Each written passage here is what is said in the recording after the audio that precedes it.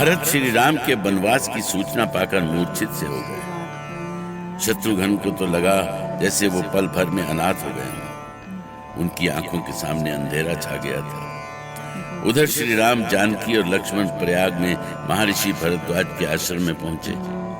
उन्हें महाराज दशरथ की मृत्यु की सूचना नहीं थी। वो अपनी आगे की यात्रा और ऋषि महर्षियों के कल्याण की योजना बनाने में लगे थे। इधर जब भरत की मूर्छा टूटी तो वे कैकेयी की घृणित सोच जानकर कांप गए।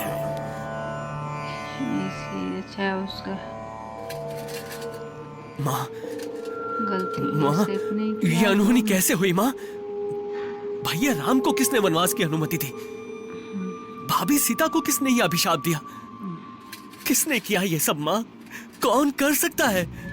बताओ माँ, बताओ मुझे। पुत्र, ये सारा कुछ तुम्हें राजपद दिलाने के लिए हुआ है। क्या? तो क्या महाराज ने ऐसा निर्णय लिया था? वो भला ऐसे कैसे कर सकते थे पुत्र? महाराज तो अपने ज्येष्ठ पुत्र राम को ही राजगद्दी देना चाहते थे, किंतु मैंने इसका विरोध किया। मैंने उन्हें ऐसा करने पर विवश कर दिया।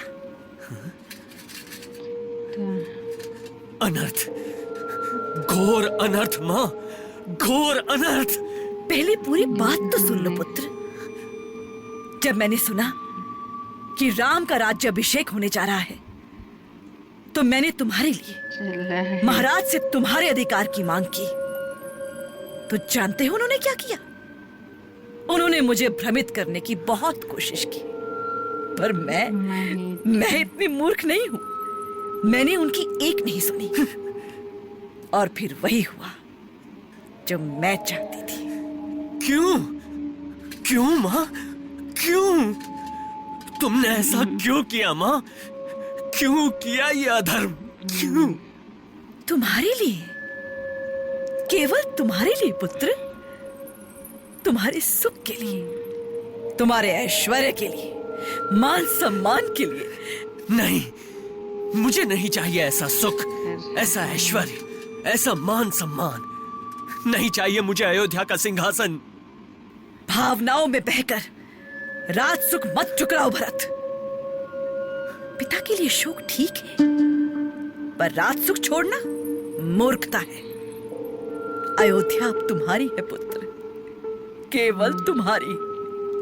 तुम अकेले निष्कंटक राज करोगे अयोध्या पर। नहीं, ईश्वर के लिए मेरे घाव पर और नमक मत डालो माँ। तुमने पाप किया है।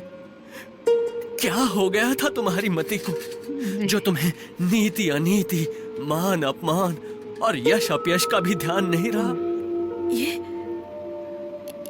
तुम क्या कह रहे हो पुत्र? ठीक कह रहा हूँ माँ, ठीक कह रहा हूँ।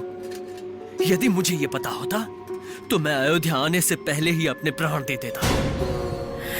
भरत, तुमने सूर्य कुल पर ऐसा कलंक लगाया है माँ कि कोई 100 जन्मों में भी इसे मिटा नहीं सकेगा। भरत, मेरी ममता पर संदेह न करो पुत्र। मैंने माँ का धर्म निभाया है। माँ? तो क्या भैया राम तुम्हारे पुत्र नहीं है? क्या लक्ष्मण को तुम अपना पुत्र नहीं मानती? क्या भाभी सीता तुम्हारी बहू नहीं है? ऐसा ना कहो भरत। मत बहाओ झूठे आंसू। उनसे ये कलंक नहीं मिट सकता माँ। ट्रायंगल। माँ कौशल्या और माँ सुमित्रा पर भी तुम्हें दया नहीं आई? उनके बारे में कुछ नहीं सोचा? उनकी ममता का तनिक विचार तो किया होता माँ। पुत्र, मैं तुम्हारी माँ हूँ और अपनी माँ को तुम ऐसे। तुम्हें माँ कहते हुए भी मुझे लज्जा आती है। भरत की माँ ऐसी कैसे हो सकती है? इतनी स्वार्थी कैसे हो सकती है मेरी माँ? तुम्हें यह भी नहीं पता था कि रघुकुल में राजपद का अधिकार केवल ज्येष्ठ पुत्र का ही होता है? जानती थी, मैं सब जानती थी पुत्र, पर ममता राजकुल से ऊपर होती है। तुम एक माँ को नहीं समझ सकते, कभी नहीं समझ सकते, कभी नहीं। इन आंसुओं से तुम्हारा पाप नहीं धुल सकता। सत्यानाश कर दिया तुमने, सत्यानाश। मैं समझ नहीं पा रहा हूं कि महाराज को किसी ने क्यों नहीं रोका। जाने वो तुम्हारी बातों में कैसे आ गए। मैंने ये सब केवल तुम्हारे लिए की पुत्र, केवल तुम्हारे लिए। कुछ नहीं कहता है।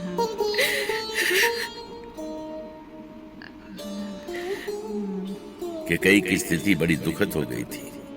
कुमार भरत उन्हें लगातार फटकारते जा रहे थे। पहले तो उनके पिता की मृत्यु का ही दुख था। राम के वन जाने की सूचना से तो वो टूट ही गए।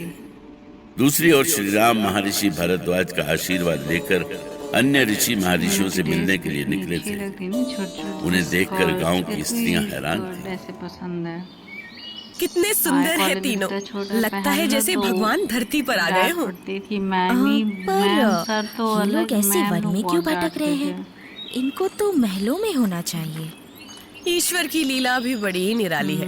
देखो ना, ऐसी फूल सी कोमल नारी कांटों पर चल रही है। बेचारी के पांव छिले छिले जाते हैं। पता नहीं किसने नजर लगा दी है इसके सुखों को। जान पड़ता है ये कहीं के राजा हैं, जिन्हें किसी कारण वन में आना पड़ा। हमें तो उस रानी पर दया आ रही है जो उस सांवरे सलोने के साथ चल रही है। कैसी थक गई है बेचारी। चलना इनसे बातें करते हैं। पर क्या बातें करेंगे? हम तो ठहरे गंवार, अनपढ़। क्या और कैसे पूछेंगे इनसे? अरे इसमें सोचना क्या है, तू भी ना। चल मैं पूछती हूँ। क्यों जी, कहाँ से आना हुआ है आपका? और आप तीनों को जाना कहाँ है? आप किस घर की लक्ष्मी है देवी? कौन सा धाम है आपका? अरे आप तो हंस रही हैं। इतना कष्ट सहते हुए भी हंसी आ रही है आपको? बताइए ना देवी, वो सांवरे और गोरे कौन है आपके, और आपको कहाँ ले जा रहे हैं? ये मुझे नहीं ले जा रहे हैं बहन, मैं इनके साथ जा रही हूँ। पर आप जा कहाँ रही हैं? जहाँ ये जा रहे हैं। और ये कहाँ जा रहे हैं? क्या पता, जहाँ इनका मन ले जाए। बातें बहुत अच्छी करती हो देवी। अच्छा ये छोड़ो, ये बताओ कि ये दोनों रूपवान पुरुष आपके हैं कौन? वो सुंदर सांवरे सलोने जो आगे आगे चल रहे हैं, मेरे स्वामी हैं। और गोरे वाले हैं ना, जो बालक से लगते हैं, वो मेरे देवर हैं। एक बात कहूँ देवी, तुम्हारे सांवरे सचमुच बहुत सलोने हैं। तो क्या इनके पास कोई काम नहीं है जो इन वनों में भटक रहे हैं? आपने इनका नाम तो बताया ही नहीं। गोरे वाले का नाम लक्ष्मण है, और सांवरे का नाम तो उन्हीं से पूछ लो। मैं समझ गई, आप अपने मुंह से अपने पति का नाम नहीं लेती। अच्छे संस्कार हैं। देवी सीता, कौन है ये स्त्रियां और क्या कह रही हैं? पता नहीं कौन है स्वामी, जान पड़ता है ये वनवासी हैं। आपको देखकर सब भाग आई, बड़ी प्यारी हैं सब। पर ये जानना क्या चाहती थी भाभी? इन्हें हमें वन में भटकते देखकर आश्चर्य हो रहा था।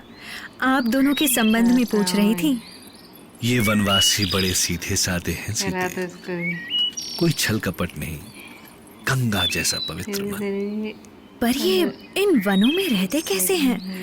इन्हें राक्षसों का डर नहीं है स्वामी? राक्षसों से कौन नहीं डरता, पर ये कर भी क्या सकते हैं, उसी डर के साए में जीना पड़ता है इन्हें। आप तो इनके लिए कुछ कर सकते हैं ना स्वामी? हाँ अवश्य, हमें ही करना होगा। श्री राम वन जीवन की कई बातों पर देर तक विचार करते रहे। उन्हें बार बार लग रहा था कि वनों में ये जो भय का वातावरण है वो समाप्त होना चाहिए। मानवता की रक्षा होनी चाहिए। वो जानकी और लक्ष्मण से यही विचार करते हुए वाल्मीकि आश्रम पहुंचे।